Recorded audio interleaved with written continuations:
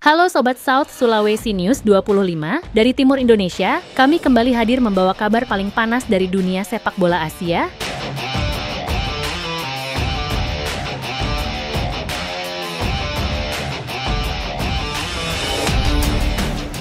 Dari Tokyo, angin besar perubahan mulai berhembus. Sebuah dokumen rahasia berisi 27 halaman disebut-sebut telah bocor ke media Jepang, dan isinya mengguncang seluruh benua Asia. Bukan sekadar rumor, melainkan piagam pendirian Uni AFC baru.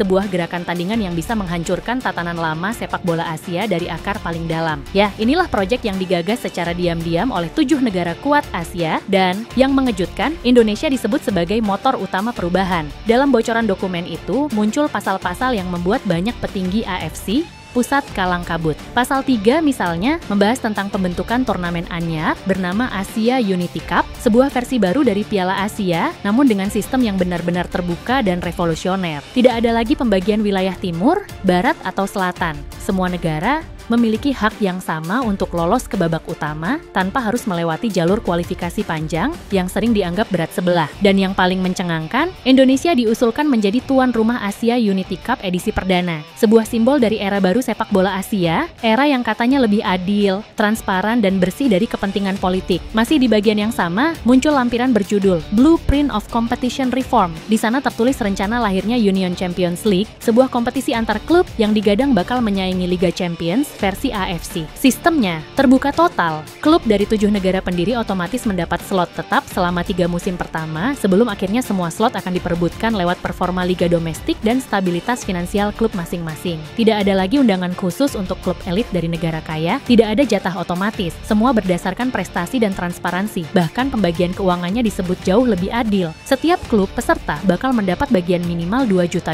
dari hak siar dan sponsor. Angka yang belum pernah terjadi di bawah pengelolaan AFC lama. Tak berhenti di situ. Dalam pasal berikutnya disebut pembentukan lembaga baru bernama ASEAN Referee Board, badan independen yang akan mengatur semua hal tentang wasit dan teknologi VAR. Lembaga ini tidak lagi di bawah kendali konfederasi manapun. Mereka akan bekerja sama dengan penyedia teknologi Eropa dan seluruh keputusan wasit bisa ditinjau publik secara terbuka. Dengan kata lain, tidak ada lagi ruang manipulasi, tidak ada lagi aroma politik di balik peluit wasit. Dan disinilah nama Indonesia kembali bersinar terang. Dalam struktur kepemimpinan Uni AFC baru, Indonesia diusulkan menempati posisi wakil presiden, mewakili blok Asia Tenggara, dan menjadi penghubung langsung antara Asia Timur dan Asia Tenggara. Tugasnya bukan sekadar simbolik, tapi strategis. Indonesia akan ikut menentukan arah kebijakan besar, mulai dari lokasi turnamen, lisensi klub, hingga pembagian slot ke Piala Dunia. Media Jepang mengungkap, penyusunan piagam ini dilakukan dalam 3 pertemuan tertutup di Tokyo sejak Juli lalu. 7 negara pendiri sudah menandatangani Memorandum of Unity, dan kini dokumen final dikabarkan siap diserahkan ke FIFA untuk mendapat pengakuan resmi. Yang mengejutkan, dari catatan rapat yang bocor disebut bahwa FIFA tidak menolak pembentukan konfederasi baru selama tetap dalam kerangka kerja sama antar regional. Artinya, jalan menuju pengakuan resmi Uni AFC baru benar-benar terbuka lebar. Sementara itu, dari markas AFC pusat, suasananya mulai panas. Presiden AFC menuding bocoran itu sebagai bentuk provokasi dan menuduh media Jepang memecah belah Asia. Namun sampai detik ini, AFC belum mengeluarkan bantahan resmi dalam bentuk dokumen. Hanya ada pernyataan pendek yang terkesan defensif. Tidak ada konfederasi lain yang sah selain AFC. Tapi bagi publik, kalimat itu justru terdengar seperti bentuk kepanikan. Sebab faktanya, beberapa sponsor besar disebut sudah menunda perpanjangan kontrak dengan AFC pusat, menunggu kepastian nasib Uni AFC baru. Bahkan salah satu merek asal Eropa dikabarkan siap menjadi sponsor utama Asia Unity Cup dengan nilai kontrak yang bisa menandingi dana Timur Tengah yang selama ini menopang AFC lama. Jika benar terjadi, itu artinya AFC pusat bukan hanya kehilangan legitimasi, tapi juga sumber daya paling vital, uang. Lebih jauh lagi, bocoran itu juga menyebut rencana jangka panjang Uni AFC. Dalam 5 tahun ke depan, mereka akan membentuk sistem promosi dan degradasi antar liga regional di bawah payung UCL Asia. Setiap liga domestik yang memenuhi standar finansial dan lisensi stadion bisa ikut serta tanpa perlu izin politik dari konfederasi pusat. Sebuah sistem yang mirip model Eropa, tapi dengan sentuhan khas Asia, adil,